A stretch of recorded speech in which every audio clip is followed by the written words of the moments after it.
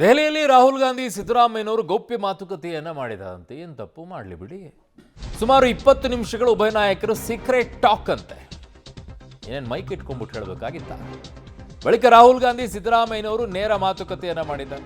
ರಾಜಕೀಯ ವಿದ್ಯಮಾನಗಳ ಬಗ್ಗೆ ಚರ್ಚೆ ಕೂಡ ಮಾಡಿದಾರಂತೆ. ಹೋದ್ಮೇಲೆ ಮಾಡೇ ಮಾಡ್ತಾರೆ, ಏನು ಕತೆ ಏನಿಲ್ಲ, ಏನು ವಿದ್ಯಮಾನಗಳ ಬಗ್ಗೆ, ಒಂದು ಹನಿ ಟ್ರ್ಯಾಪ್ ಬಗ್ಗೆ ಉನ್ನತ ತನಿಖೆಯ ವಿಚಾರ ಇರ್ಬೋದು, ಇನ್ನೊಂದು ಕಡೆಗೆ 4 MLCಗಳ ಖಾಲಿ ಇದೆ ಅದರ ವಿಚಾರ ಇರ್ಬೋದು, ಇನ್ನೊಂದು ಕಡೆಗೆ ಮುಖ್ಯಮಂತ್ರಿ ಕುರ್ಚಿ ವಿಚಾರದಲ್ಲಿರ್ಬೋದು, KPC ಅಧ್ಯಕ್ಷರ ಬದಲಾವಣೆ ವಿಚಾರದಲ್ಲಿರ್ಬೋದು, ರಾಜ್ಯದಲ್ಲಿ ಆಗ್ತಾ ಇರುವಂಥ ಬೆಳವಣಿಗೆ ವಿಚಾರ.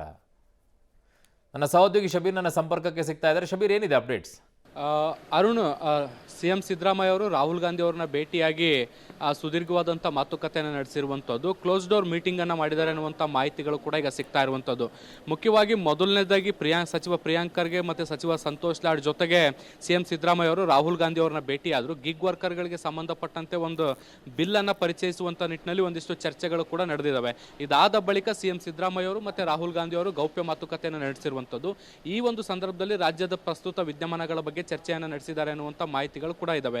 ಮುಖ್ಯವಾಗಿ ಹನಿ ಟ್ರ್ಯಾಪ್ ವಿಚಾರಕ್ಕೆ ಸಂಬಂಧಪಟ್ಟಂತೆ ಒಂದಷ್ಟು ಮಾತುಕತೆಗಳು ನಡೆದಿದ್ದಾವೆ. ಅದರ ತನಿಖೆ ಹೇಗಾಗಬೇಕು, ಏನು ಎತ್ತ ಅನ್ನೋದಕ್ಕೆ ಸಂಬಂಧಪಟ್ಟಂತೆ ಒಂದಿಷ್ಟು ಸಮಾಲೋಚನೆಯನ್ನು ಕೂಡ ಮಾಡುವಂಥ ಕೆಲಸವನ್ನು ಮಾಡಿದ್ದಾರೆ. ಇದಾದ ಬಳಿಕ ಕೆಲವು ಸಚಿವರು KPCC ಅಧ್ಯಕ್ಷರ ಬದಲಾವಣೆ ಆಗಬೇಕು ಅನ್ನುವಂಥ ನಿಟ್ಟಿನಲ್ಲಿ ಏನು ಪದೇ ಪದೇ ಹೈಕಮಾಂಡ್ ನಾಯಕರನ್ನು ಭೇಟಿಯಾಗಿದ್ರು, ಆ ವಿಚಾರಕ್ಕೆ ಸಂಬಂಧಪಟ್ಟಂತೆ ಕೂಡ ಒಂದಿಷ್ಟು ಪ್ರಾಥಮಿಕ ಹಂತದ ಮಾಹಿತಿಗಳು ಅಂದರೆ ಚರ್ಚೆಗಳು ಕೂಡ ಆಗಿದ್ದಾವೆ ಅನ್ನುವಂಥ ಮಾಹಿತಿಗಳು ಕೂಡ ಇದ್ದಾವೆ.